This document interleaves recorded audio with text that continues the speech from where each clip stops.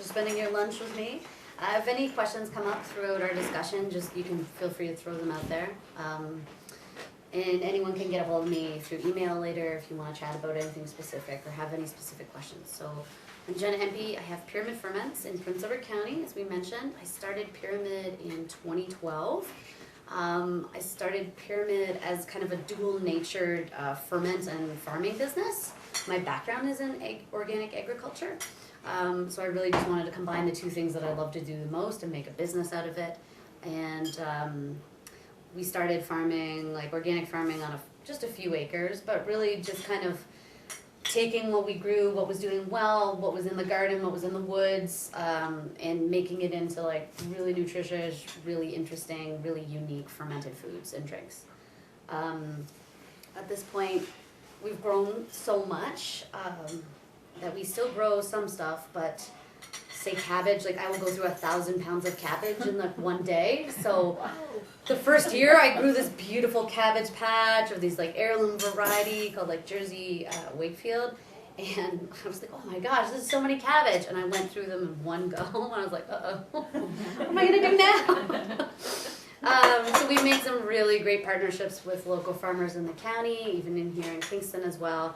So we really try to keep the initial, like how we founded ourselves, like pulling from super hyper local. We try to continue to do that as much as we can, even as we grow and scale up, because that means a lot to us. We sell primarily through retail, so I sell between Ottawa and Toronto, about 100 retail locations, like Whole Foods and Metro and some Scobies and smaller health food stores as well. And we've also, in the last few years, started the Ontario Fermentation Festival. So it's in Picton every August long weekend. And that brings together the province's fermentation community, more than just what we do, more than kraut and kimchi and kombucha, like beer and wine, cheese, you know, charcuterie as well, tea, coffee, tempeh, miso. There's so many delicious fermented things. So we really just want to shine a spotlight on what we do really well here in Ontario. Because I do notice that some of our main competition is more from the States, so I would really like people to be making those local Canadian, Ontario food choices. So we threw a festival to help people celebrate that, and it's great. It's so much fun. So yeah, in Prince Edward County, we've got a 3,000 square foot facility. We took over the back of the Black River Cheese Factory, so I had all this amazing industrial space at my disposal, which is fantastic because we've done a lot of different kitchen moves over the last few years. Our food doesn't really play well with others. Like I could not share with like a bakery. It's really heavy, it's really dense, takes up a lot of space, and it takes a really long time. So it depends on who my neighbor would be bacterially. We wouldn't get along, or we might get along really well, but so we've had to kind of invent a lot of kitchen space and a lot of scaling since we started it as well. So fermentation is amazing.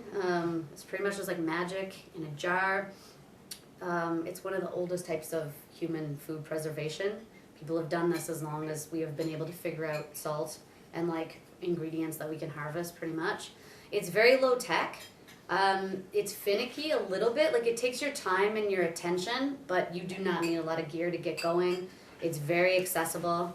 And it's a really amazing way to bring out such deep and complex flavors from very simple ingredients. Like one cabbage, once it goes through fermentation, the flavor that comes out is quite astounding, I find.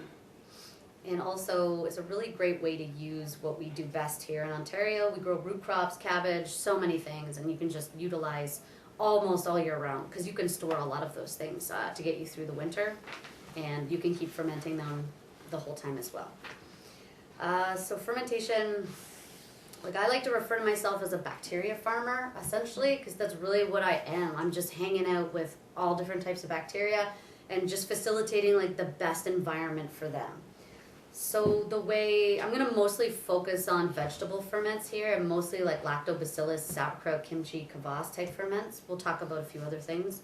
So the way it works is the lactobacillus is a naturally occurring bacteria. It exists in the skin and like vegetable, like the structure of the vegetable itself. So essentially when you're shredding that and you're combining salt, lactobacillus thrives in a salted environment and it will outcompete other bacteria, like nastier ones that would turn it to compost essentially. And then it feeds on the starches and sugars present in the vegetable matter, and then it converts that to lactic acid. And the lactic acid is what gives you that sour taste. So fermented foods can last for a really, really, really long time. I've eaten ferments that are well over a year. The process itself takes quite a bit. So sauerkraut, we're looking at about 4 weeks. Kimchi, more like 2 weeks. Kombucha, more like 2 weeks. If you're doing like a smaller tabletop version, sometimes it could be ready within a week or a few days. Depends on the temperature too. Depends if it's summer cabbage or winter cabbage. There's a bunch of varying factors, but as you get into making ferments, you kind of figure it out and learn to work with the bacteria and the different ingredients as well. Yeah, so sauerkraut, are we all familiar with sauerkraut? Pretty much just like Eastern European in nature, shredded cabbage, any ingredient that you want to put in there. Kimchi is more like the Korean specialty of fermented cabbage. It's not always cabbage, it's not always hot either, but often it's ginger, garlic, green onion, hot pepper, Napa cabbage. You could throw radish in there, you can put apples in there, you could throw a wide variety. There's non-spicy versions. There's over 200 like official types of kimchi. So you can really, really get creative. And that's what we really focus on. I always encourage people to be creative with their ferments and be experimental. You can stick to kind of just plainer flavors, which is, it's totally up to you, really. But you can just, like my favorite thing is to walk through the garden and the fields and just pick random edible things and like put them together. So usually around like the solstice, turnips are growing in the garden, garlic scapes are ready, you've got some beets, and maybe even some green garlic. Just put it together and it's awesome. And the way ferment works is that it'll preserve itself for months and months and months. So even at the end of the season or in early winter, you can open up that jar and be kind of like tasting a snapshot of like early summer. So it's an amazing way to preserve super fresh, super local harvest in your garden or wherever else you're getting them. We kind of always encourage people to develop a relationship with farmers, or if you don't have a garden yourself. So often we can take a lot of seconds or like, the naturally like imperfect kind of things, like things that have a dent or it grew an extra like weird arm or leg or doesn't look as pretty or overgrew, because we're just gonna, reimagine and transform that into something else. So you can kind of make those partnerships and get those not always perfect things. And if you have the space, I like to encourage people to grow like a ferment herb garden. Like fresh herbs really make a fantastic difference in whatever the ferments you're making, whether it's the kombucha, like more like lemon verbena and lemon basil and echinacea and green coriander. That's what's in our green queen. So fresh herbs are really awesome to use to flavor all the stuff. Same as sauerkraut. I don't really like dried ingredients as much. Dried seeds, that's fine, but like dried dill, I don't like that. I would rather have fresh dill or fresh frozen. Works just as well. And really just any ingredient you want to try is definitely encouraged. And if it doesn't work out, just try something else. Like keep going. Because you're never going to be perfect at doing something first. One of the first ferments I made, I was like, I'm going to make fermented beets. And I hand grated 10 pounds of beets and added like cumin. I was like, this like, I can taste it in my mind. It's going to be good. But beets are so sugary that it really just formed this like tar brine. Like it was so thick and it was really bad. But, keep going. And there's a lot of people are really concerned that they're going to hurt themselves with ferments because it's an alive food. We're really used to like canned or sterile or, shelf stable foods, and ferment is not any of that. So it needs to be refrigerated once it gets going, once it's done. But it bubbles, you know what I mean? It kind of like will change if it's like agitated or if it is having a weird day or legit like where the moon is really makes a difference because it's a salted water environment. You're essentially creating a tiny ocean. So sometimes when the moon like gets full, it draws the water out of every living thing, and really affects everything. So it'll definitely overflow your sauerkraut. It can, depending. Yeah, so just working with different ingredients, really great. Keep experimenting. Some of the best ferments I've ever made are just like random. One time it was the spring, things were growing again. I was really excited. So I had all this cabbage, I picked nettles, lovage, green onions, chives, like the first herbs that were coming up, and like made it into a sauerkraut, and it smelled so weird, like malty, and I was like, I don't know if this is gonna work out, and it turned out to be like one of the most popular krauts I've ever made, and also one of the most delicious ones. So yeah, people get really worked up about like, am I gonna kill my family? Am I gonna get sick? It's the safest type of food preservation. No one has ever gotten botulism from sauerkraut, from ferments. You can't, because it's salted, and the pH is way, way too low for botulism to even grow in that. So generally, rule of thumb, like if you make something and it smells like really, really gross, sometimes it happens. You're working with bacteria, right? Just don't eat it. That's it. And it is like a living thing. So sometimes, you know, if it's an anaerobic ferment, which means you want to have everything underneath like a layer of liquid, sometimes something will poke up or it'll rise up or change, and you might get a bit of like calm yeast. It's not a big deal. You just wipe it off and you push it back down, re-weight it, keep going.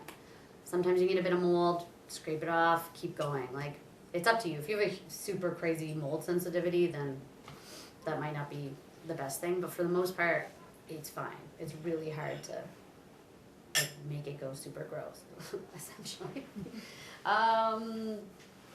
And ferments used to be way more prevalent in our society. We used to do more ferments on a community level. People would get together, pool their vegetables, pool their resources, because it takes quite a long time, especially if you're hand shredding like cabbages, which I used to do. I started on like an antique kraut board where you slice it like this. It takes a really long time. Does a great job. So getting together as a community and pooling your resources makes a lot of sense, even if it's just a few of you. It's easier on cleanup, it's easier on prep, and you get to share in the amazing thing that you made. Also, cabbage is survival food, really. Like, it'll last a really long time, and when you ferment it, it lasts so much longer. So essentially, fermentation, it's really creating these nutrient-dense, microbially rich foods that can keep you going. Like if we look more to a traditional society, so like in the winter, we're not able to access fresh fruit and vegetables. It's what, you know, you put by for the winter and types of things. So instead of like canning, ferments allow you to access a lot more nutrition throughout the year, no matter what, essentially. So we keep them in the fridge.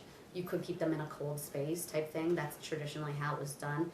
My mother's relatives are Ukrainian, so everyone used to get together in the community and make tons of barrels of sauerkraut, and they just put them in the woodshed, and they would freeze. This is in like Saskatchewan, so they would freeze for the winter. They would just go out and like chip off with like a blade a bowl of kraut and bring it in and just keep going. Because things like vitamin C, there's a lot of vitamin C in cabbage. When you ferment it, it increases over 20 times. And that's like one of the things that prevented scurvy on long ocean voyages as well. So it's a food that can keep you going and keep you very healthy. Also, ferments are really amazing for your gut and your digestion, and people have kind of gotten away from that. So we used to do ferments more in community with the industrialization of the food system, of our food culture. More like in the 40s, people were started to favor grocery stores or shelf stable or shipping foods longer periods of time. Ferments need refrigeration. They're somewhat finicky, depending. So they fell out of favor in favor of like a canned thing of sauerkraut or shelf stable, can send it a long way away foods. So, and I think we've really lost a lot of digestion from that. I mean, we've lost a lot. Our microbiomes are totally different now. And they're not being exposed to near the amount of fermented foods that we normally would have or we could. The connection between your gut health and your brain health, we're learning things about that all the time. 80% of your immune system is in your digestive system as well, so what you're eating really makes a difference. And I'm glad people are paying attention to it now, but I don't think it's enough. And I think we don't have to wait to figure that out. I think inherently we know that we should be eating different things. So making ferments at home is a really easy way to have your own food security and have your own like counterculture essentially, which is great. Let's see. So cabbage is one of the most common types of ferments, like sauerkraut, but you can use so many different other vegetables. So radishes, I love fermenting radishes.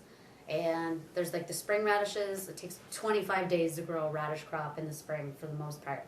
So you can have super quick, super fresh veggies going in there. And then in the winter, we use a lot of like daikon radish, like the one that's like as big as my arm almost, or watermelon radishes. They're so fun to work with. So radishes are great. Turnips, sour Reuben is the name for fermented turnips. And they are so good. They're like the chocolate of ferments. Whatever happens, like this deep, deep flavor comes out, and add a little garlic in there. And it's one of the best things that I've ever made. Kohlrabi, celeriac, really like whatever you can get your hands on and it appeals to you, just combine it and see what happens. Carrots, beets. I have not had a lot of success with squash, and zucchini's too soft, and then butternut squash in that is too dense and starchy.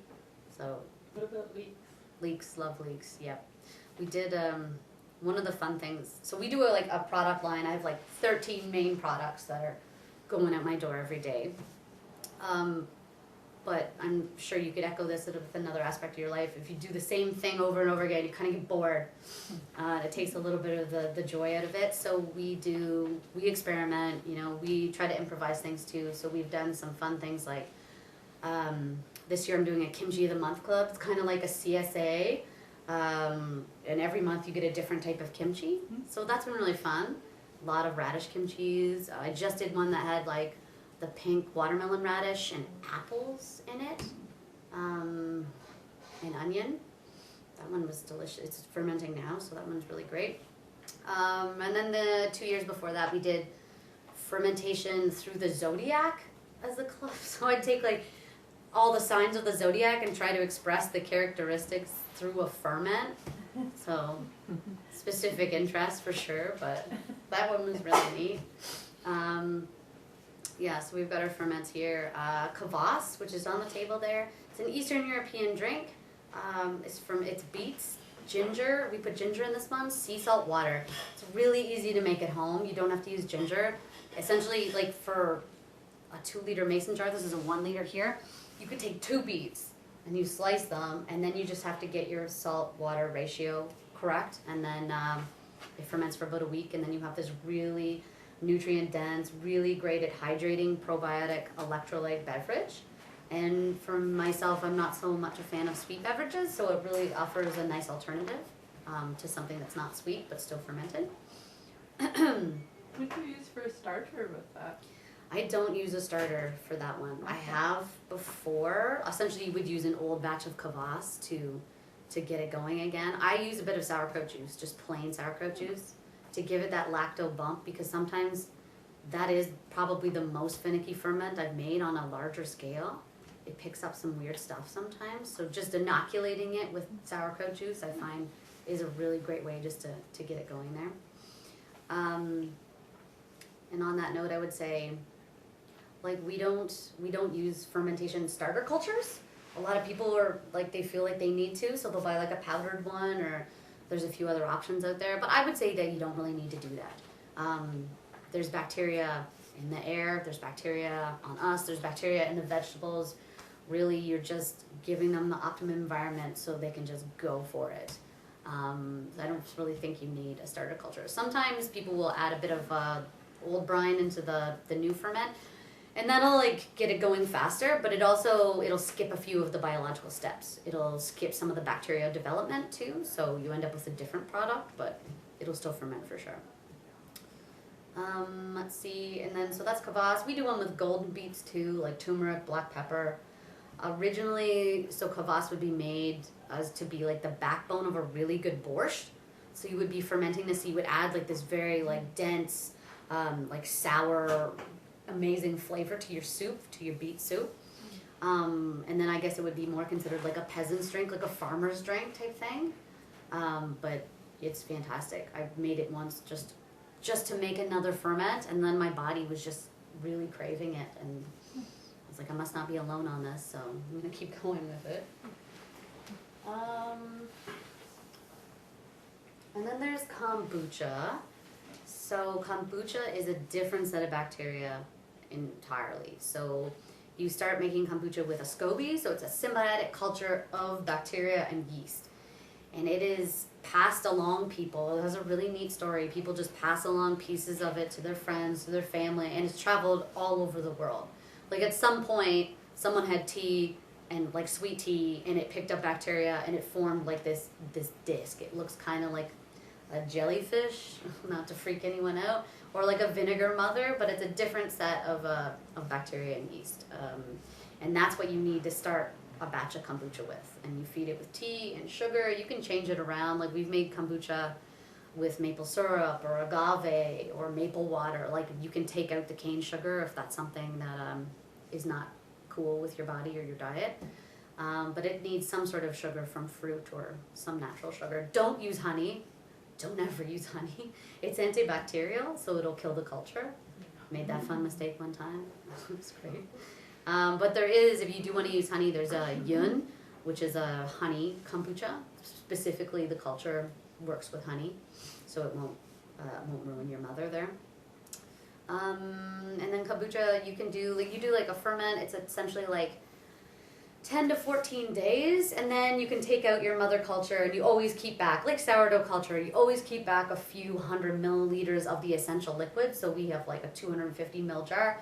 Put your mother back in, put some liquid in, and then the kombucha that you have left over, you can flavor with fruit or herbs, fresh fruit, frozen fruit, juice, or just drink it plain. Kombucha is really good for immune boosting and detox as well. It has some different properties than the lacto ferments, but for some people, that's kind of like the essential part of their digestion or the missing part. Same as like kvass might be for some of my customers. It's the thing that they were missing that really makes their digestion like work so much better. A lot of people will ask me like, what do I need? And it's really hard to say because we're all so different in our guts, like totally different microbial makeup based on our diet, based on our upbringing, based on where we're living entirely. So it is kind of like a really unique puzzle piece to figure out. And really the only one that gets to decide that is you, what works for you. So there's never one solution. And all these foods are really naturally probiotic. A lot of people eat or consume probiotics like with capsules. So that's totally fine, but I would always say if you're on to like probiotics that you should have probiotics from living foods. Yogurt's good, but yogurt has yogurt has really good branding and like a good story. There's not as much probiotics in yogurt at all as compared to like sauerkraut or kimchi or kombucha.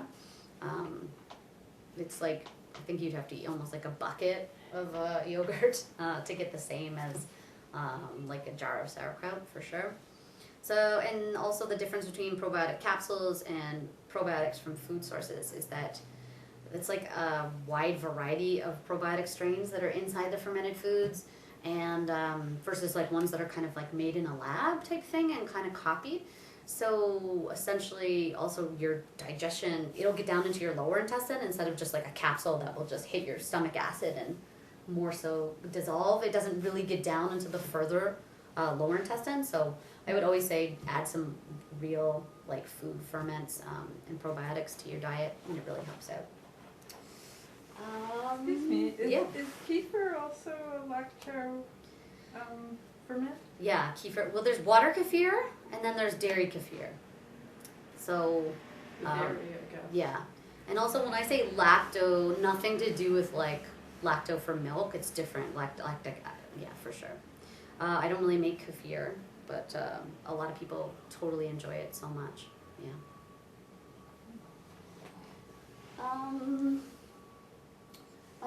Another question I get a lot is like, how do I eat ferments? So I find that it's really great, and it's totally up to you. I really like them at breakfast. Like kimchi and eggs is one of the finest things. On a sandwich, like kimchi grilled cheese, so good. You can throw some into a salad.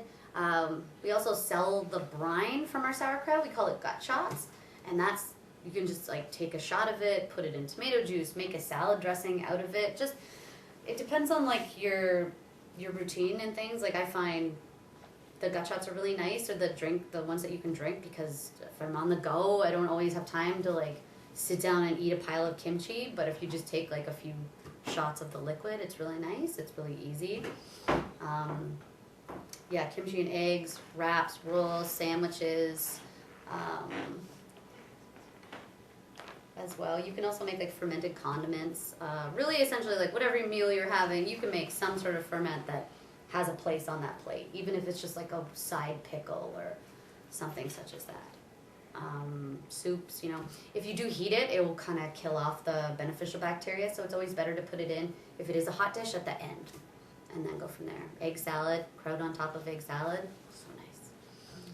But really it's up to you in terms of what you do and what flavors you make, yeah. And I can give a quick demo as well if we want to talk about the actual making of the ferments. So I brought a few things here. And on your tip sheet as well, there's tips on fermentation. So choosing a clean vessel is important. So it is really easy to have a 1 liter size mason jar. You can get these pretty much anywhere. It's a nice size to start too. If you want to get bigger, you can use like ceramic rocks. You've got to watch out with stainless steel. If you are going to use stainless steel, it needs to be like high grade bruised stainless steel, because the salt will corrode it. So often, like, I've heard some stories where people are like, I used a stainless steel stock pot, but the stainless steel was just like a coating. It wasn't fully made of that, so you have to kind of watch out for that. And even like this metal lid, the salt's touching that, it's going to corrode it a bit, so you have to adjust a little bit. So ceramic crocks are great, big glass jars are great. You can use food grade plastic if you want to, that is also fine. In terms of cleaning, so like soaps and bleach, like you don't really want to go for that. Like hot water, steam, they're like your best friends when it comes to ferment, because I find that I can always taste like soaps a mile away. Like I can taste it come through. And bleach, like if you don't get all of it off, it could really mess up your ferment. So steam, hot water, your best friend. Run it through the dishwasher on the high heat setting, and when it comes out, it'll be totally fine. You want to clean your bowl. The cabbage, you can rinse that cabbage off for sure. It's pretty resilient it has like beneficial bacteria in there as well. So the cabbage closest to home is going to be your best friend. Organic is great. If it's not organic, that's totally fine too. But just if it's a piece of produce or fruit that's coming from across the border and it gets irradiated and stuff, that's really going to mess with a lot of its natural bacteria that are existing in there. So the closest to home is the best, I think. So I see so many wild recipes on the internet for salt ratios, and we were just chatting with us, a few of us were just talking about this. So I find what I see on the internet to be so much salt for the cabbage. So I have worked out the ideal sauerkraut ratio. It is 10 cups of shredded cabbage to 1.25 teaspoons of salt. That is not a lot of salt at all. And that's all it takes. You don't need to add so much. And you can always add more, but you can't really take salt away. So start gently and go forth from there. You need to use a non-iodized salt. So sea salt's lovely.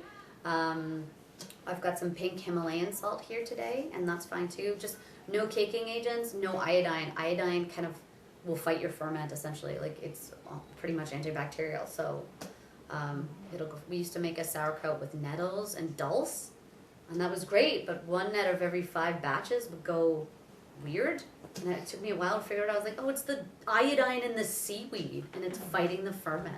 So I was like, oh, great. So yeah, choose a good salt. Doesn't matter. It's up to you. Just make sure there's no iodine or running agents in it.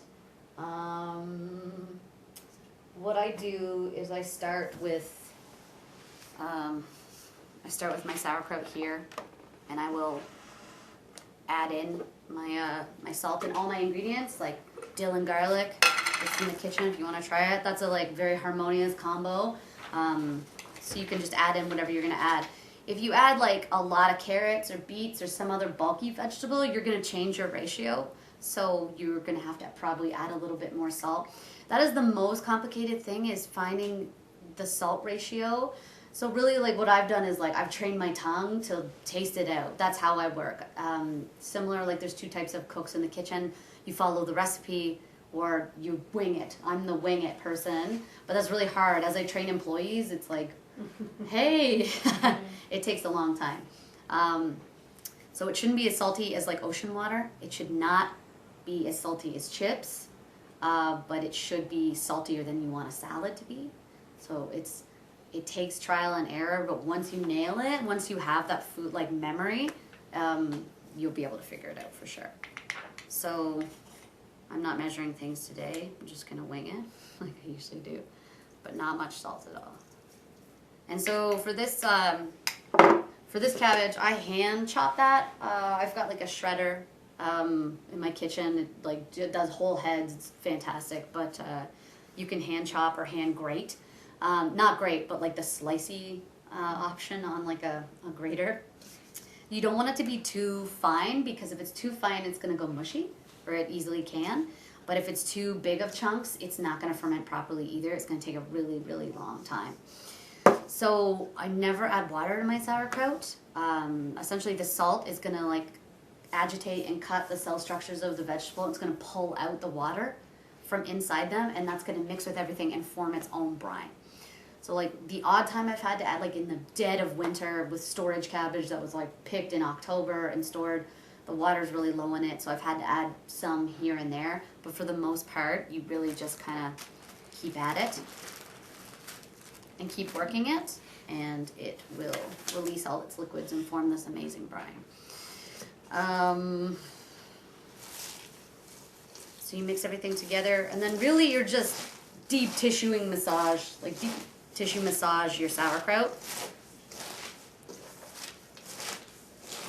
And then I also have this handy thing. If you ever find one of these in the thrift store, they're great. So it's just a wooden like kraut pounder. You can buy ones on the internet as well, but you might be able to find one. Oh, I'm sorry. It's okay. It's not a clean art. So yeah, you just keep going at it. It doesn't take too long. You don't want to overwork it, because if it's too mushy, it's gonna not ferment right either. There's a lot of variables, and it's hard to say. Like, it's hard to give a recipe for sauerkraut exactly, because it depends on how long you pound it, depends on the salt, depends on the temperature, depends on the season. But it's kind of like once you get the skills down, it's totally fine, and you'll be able to replicate it and improvise. If you use a crockery pot, be sure to put a blanket underneath, because you can pound out the Yeah, the bottom. that is also true. Yeah, I have so many bowls with like huge Yeah, dents well, in it's them. not so big this, but if you have a bigger one.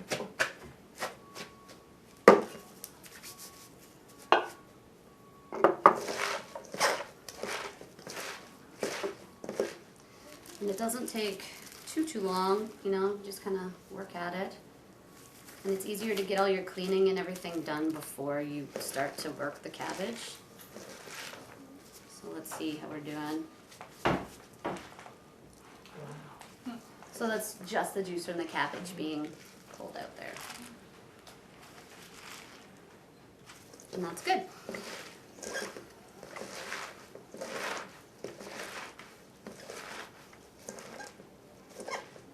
And I've heard of some like larger operations, they use like cement mixers to mix their sauerkraut.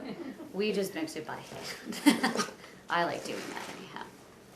So once you get it in there, you're gonna taste your salt level and see how you're doing. So for that little amount of salt that I added there, it's totally fine. And then you pack it in your jar. These are great. These fillers, you can get them at the dollar store. They last forever.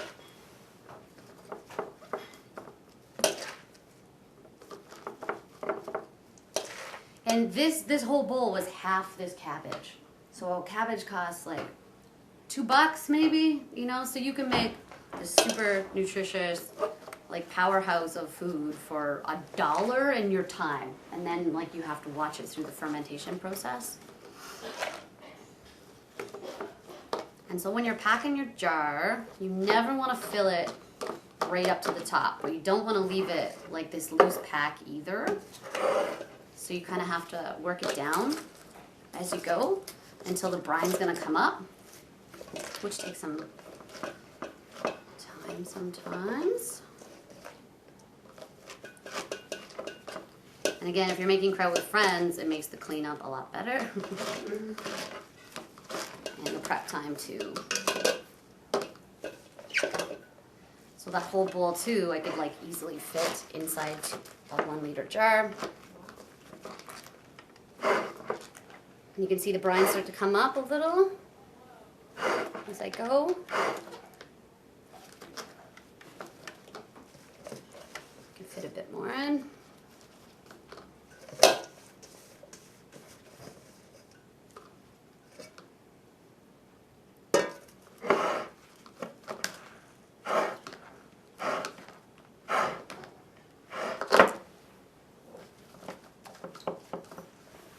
So that's pretty ideal. We've got quite a bit of brine, and it'll release more because I mean we just made this a second ago. So as the salt gets in there and works at the cell structure, it's going to bring out even more liquid and make the brine come up quite a bit. So I always like if you have a really full one, you want to put a jar under it or a plate because it's going to overflow often. And you want to clean up the sides. I forgot my paper towel, but you would wipe the sides and kind of pack it down a bit. And then this is like the easiest way. So it's like any like brew store would have this. It's like a bung and an airlock. So that'll help keep it like extra anaerobic. And then you would put a bit of water in here and it keeps out like black flies or something if something's super interested in your kraut. And you cram that in and then it'll off gas and bubble up, but it'll keep it down there anaerobic. The other way you can do it is also pretty easy. You take a Ziploc bag, and I would probably use 2 in case it develops a hole. And you pack it down, and then you can fill it with water or put another one in there, and then put an elastic on. You want to keep the lid off so that it can breathe somewhat, but don't use cheesecloth. Cheesecloth has too many holes in it, like little black flies and things can find their way in there, or fruit flies I should say. So yeah, just like a piece of like towel or pillowcase or a linen napkin are totally fine. Or you can get one of those. It's like, these cost under $1 probably to get the 2 things together. And then, yeah, then we're gonna wait and wait and wait. So it might be a week, it might be 2 weeks for this size. So you just taste as you go. And when it's sour enough for you, you can start eating it. And then you put it in the fridge. And you can, yeah. So you said it has to breathe, but with the baggie that won't work, right? I'm sorry, it doesn't have to really breathe. No, Okay. you want to keep the brine up Right. and down. So sometimes you have to adjust the water. Right. So you don't want it to be, it has to off gas one way or the other. So if I had my lid on here with the sealer, Yeah. it would bulge and bulge and bulge until it like leaked Right. through or exploded a bit. Because Yeah. I use a crock and I put Yeah. a plate Yep. and some weight on it. Yep. To keep the, so Exactly. that's the idea, is just to keep the. Just keep the brine up. Cabbage underneath the You got brine. it. Yeah, okay. Mm-hmm. Where do you get those things? Any like a wine or beer store. Oh yeah. Yeah. Okay. Yeah. If you use garlic, does that affect the development of the bacteria? No, the garlic, garlic and ferments is so good, but it is a smellier ferment for sure.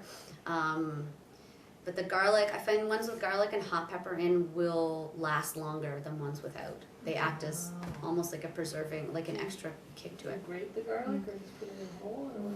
I would, yeah, fine chop or grate, or run it through a food And you said processor. you could freeze it, does that change the texture? For the garlic, it would freeze the No, but texture. for like for sauerkraut. Oh yeah, it would kill off some of the bacteria for sure. That's what my relatives did Yeah. when there was no refrigeration. But Oh, okay. yeah, if you freeze it or heat it too much, you're gonna lose some of the beneficial bacteria. But So it we- gets also mushy, I find, sort of. Yes, that too. It's not a nice texture if it's frozen. Yeah. Yeah, too much salt, it's not going to ferment. Too little salt is going to get really mushy because it's going to let in other bacteria because there's not enough lactobacillus. So it's a fine line with the salt, but it's achievable, absolutely. So do you need a special temperature to sort of like help in fermentation, or the normal day-to-day temperature is okay? For the most part, like 18 to 21 is the sweet spot. It really likes that. So 18. Any colder than that, it's going to go much slower. Sometimes in the winter, my crowd's going to take 6 weeks to be done But instead of 4. Does the cold temperature harm it? Like, will it grow molds or Nope, anything? just slows it down. Slows it down. And so when your kraut's done, you're going to put it in the fridge because essentially the bacteria are just like, oh, okay, I'm just going to chill. I'm going to like hibernate almost. Like they're still bioavailable for you. But sometimes if you bring it out, leave a jar on the counter after it's been in the fridge, it's just like, I'm here. And it just gets going again, builds up CO2. And that's why sometimes if someone will buy our jar in the store and it's had like a transport time where it hasn't been perfect, like the refrigeration, or they brought it home and put it on the counter and then they go to open it and it fizzes, and then I get emails being like, am I gonna die? What's going on? And it's just like, no, it's fine. It's just active, essentially. It's alive. So if you're putting this in the fridge, how do you keep it down with, that you have the brine? Once I get to the fridge stage, I'm gonna put the seal lid on, either whether it's a plastic mason jar lid or the metal one, and then you just keep it in the fridge. Once it's in the fridge, it's not so essential for the brine to be always up and always covering it.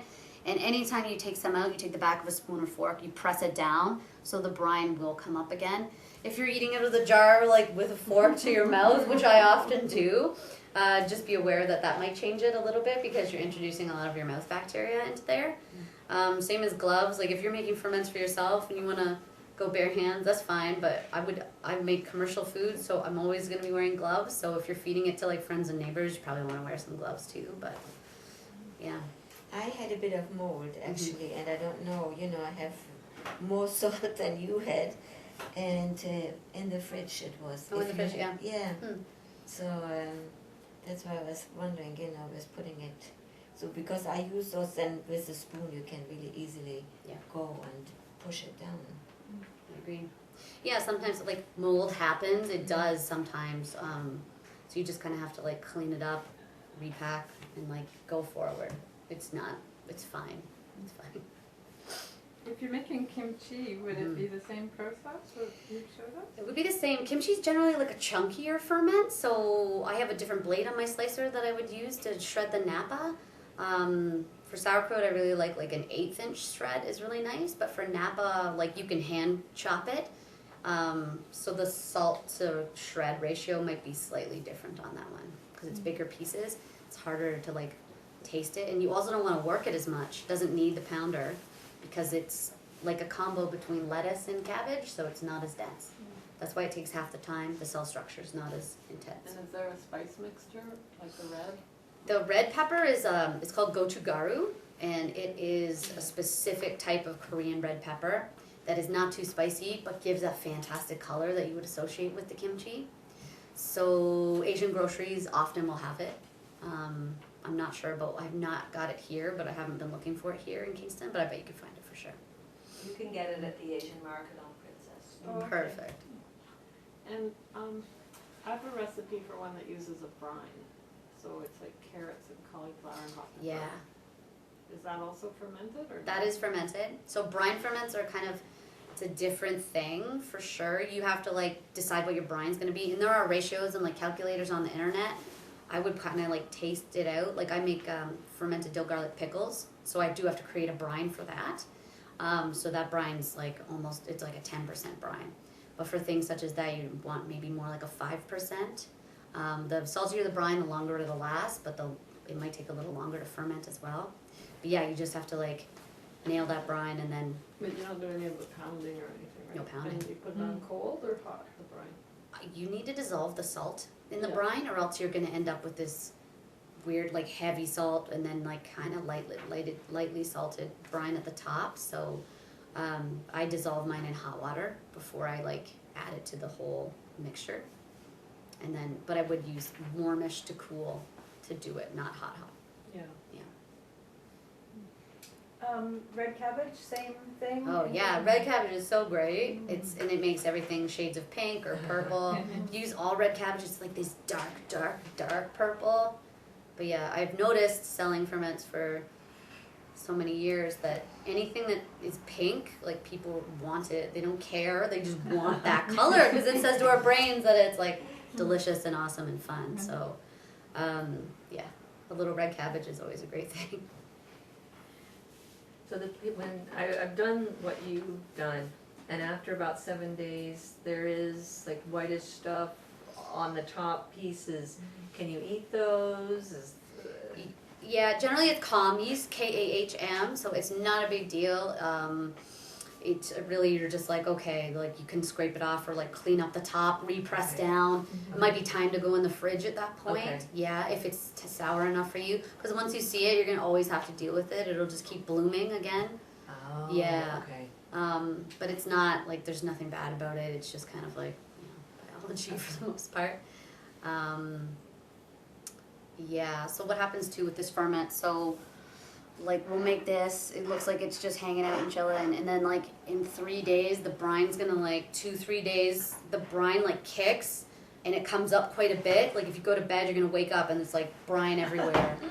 It's super interesting, rather mysterious, and so you just have to push it back down, reweight it. Like if you had your water in here you would reweight that. And just make sure nothing's exploding again. There'll still be enough brine in it, but just expect it to do what it wants and expect it to change and just be able to like work and adjust with it, and yeah, it'll get used to you, you'll get used to it. Oh, just about the salt, I was gonna ask, I understand kosher salt is less salty than other salts, is that correct? I'm not Would you sure. use more if you, It depends. do you sort of just have to get to know your salt? You have to get to know your salt. It's fairly reliable, like as long as, yeah, again, there's no iodine. And like the bigger chunks of salt, like pickling salt and stuff like that, I would rather use a finer grind because it's gonna take more effort for the like the brine, the juice to like break that down so it dissolves a bit more. So if it doesn't taste as salty when you're making it, it will taste saltier once all that salt gets redistributed. What I do with the pickling salt, I use the coffee grinder, and it gets really fine, because it takes forever with the pickling salt, it's too big. Yeah. And I also put juniper berries in, Oh, nice. and caraway seeds or fennel seeds. Makes it- and Seeds I are really so put- good, and yeah. Yeah. We do one that's toasted cumin, coriander, and caraway with garlic, and then the hot pepper that we use in the kimchi. So it's like a taste or a take on harissa, like the the North African kind of spice mixture. So, and it's neat. Like you can replicate a lot of like global flavors or whatever kind of like spice mixtures that you want. It's funny to like taste your way through it. Because if it's something that's supposed to be sour, like the harissa, you have to like anticipate the change at the end because you know it's going to be sour. So to like put the flavors together in your head and your palate, like invisibly, I really enjoy the challenge of that. Yes. I'm just wondering what you can do when your SCOBY gets massive. Oh, yeah. What, people say you can make candy with it, or like, Yeah. So Scobies just want to like take over the world for the most part, and if you leave, like some people have Scobie hotels, so it's like a continuous brew kombucha, and your Scobie is going to get thicker and thicker and thicker as your batches go on, and sometimes it's too much for your vessel, so you can peel off layers, you can separate it. I don't really chop them up, like the ones we have, they'll grow to whatever the circumference is of your vessel. So we have 2,000 liter brew tanks, so the Scobies are like you could wear it as a cape. So things that I've seen, people will feed them to their dog. They'll make like a jerky out of them or a fruit leather. One What does it time, taste like? frisbee. Did you say Scobie? Yeah. What is this? the symbiotic culture of bacteria and yeast, like you know the vinegar mothers. Yeah. Yeah, it's the same, but just for kombucha. That like disc Okay. of weirdness. Yeah. I've seen face cream recipes. Face cream. We made a terrifying Halloween mask out of one time. People make hats and lampshades, and I've dehydrated them into like a bowl at different points. But really, what you do is you give it to your friend. Right. Yeah. Or you can just have another jar that's all of them stacked up. I do have Yeah. that too, But then eventually you're like, what am I doing? Anyone wants any Scobies? Scobies. Okay, yeah. Yeah, so fermentation is like an interactive science, I find, you know, that's what you're putting into it, and it does take time. It's not as easy as making a batch of jam, and then you can the jam, and you put the jam away. It's different, but it's very rewarding. Your gut's gonna love you for all your efforts. Are there any total no-nos you shouldn't put in there that would stop the fermentation? Too much salt. Just If it's too cold. If it's too hot, like if it's like 40 degrees, it's gonna go crazy really quick. But yeah, if it's too cold and too salty, it generally won't even get going for the most part. can't do like tomatoes over. The tomatoes, like if you've ever left tomato whatever out and it gets that taste, some of the softer vegetables are harder to work with, but you can find a way. There's another company that makes a fermented salsa and is one of the best ferments I've ever had. Wow. I don't know how he does it, but he's figured it out. You can figure it out. Someone will figure it out for sure. Yeah. I have so much French tarragon, and I'm all the time wondering what I could do, apart from freezing it Yeah. perhaps, and then I don't know if that would actually one could ferment it perhaps. That would be too. nice. Yeah, and it's funny, like just inventing recipes. Like one time, you know, tiger tail ice cream. It's black licorice and orange. I was like, I'm gonna make a ferment that is based on that. So I used fennel and I used burnt tangerine or like seared tangerine. You know, you can get real weird with all the stuff you want to make. And I mean, the investment of time and ingredients is very low. Like when I make a test batch, I'll do a 200 ml jar, 250 ml jar. If it doesn't work out, it's like 2 big spoons. It doesn't matter. But if it does, then you're so pleased. One time I made a, one of the finest ferments I made was a red curry based ferment. So lime and leek and ginger and garlic and some hot pepper blended into like a paste. And it was so good. It was so good. Yeah, with cabbage. Yeah. Wow. But it would be nice with radish too. So anything that you have in abundance or you want to recreate, like even fermented fruits. Sometimes I'll brine apples and sauerkraut brine. Your brine is very valuable to you as well. Like never get rid of it. You can use it in cooking. You can drink it. It's just So what do you do for the apples? the apples. There is a Russian ferment that is like brined apples, so you could just brine them in a salt brine and they ferment slowly. Or I just chuck them into leftover kraut And brine. then, are they sweet when you eat them? Or? I'll get back to you on that one. Okay. Actually, no, they are. I've done it before. So it's like they are sweet, but they take on this like sour, salty with a bit of sweet. The sweet kind of goes away, but it's still there. Cool. And it's like you're supposed to use yellow apples more than like. So, do you ever add sugar to your ferments? The one, yeah, go ahead. Well, I have another question about sugar. So if you do use sugar in your kombucha, my understanding is that the fermentation process reduces the carbohydrate aspect of the sugar Yes, in the final? absolutely. Right, It's a food source, so it Yeah. consumes, Right. and then So you don't end up with a sweet drink, or if you don't want to eat a lot of sugar, you're not actually doing that if you. yeah, it's harder to measure that at the end, Yeah. but yeah, for sure, it does. It's mostly gone. Same as like some of the caffeine as well, like Right. in the tea. Yeah. And you can get away with non-caffeinated tea. Like you can do rooibos tea as a tea base for your kombucha. Any other questions, or? Yeah, how do you eat your sauerkraut? What are you doing? Raw or when you cook it? I do it raw. Sometimes I'll make like sauerkraut soup and I'll just cook it and it's super good. Or like, you know, make a roast and you have some with it. But really like a lot of breakfast, a lot of like sandwich action with the sauerkraut is how I eat it. But thank you. In Germany they put a lot of pork and Yeah. sausages and that goes together well, but I'm Yes. not eating even meat anymore. But so that's the usual what they do. Yeah. And then with wine it's really nice too. Yeah, wine White too. wine, Mhm. yeah. Thanks, Jenna. You're welcome, thanks for having me. What a great primer. Yay, happy fermenting. Thank you.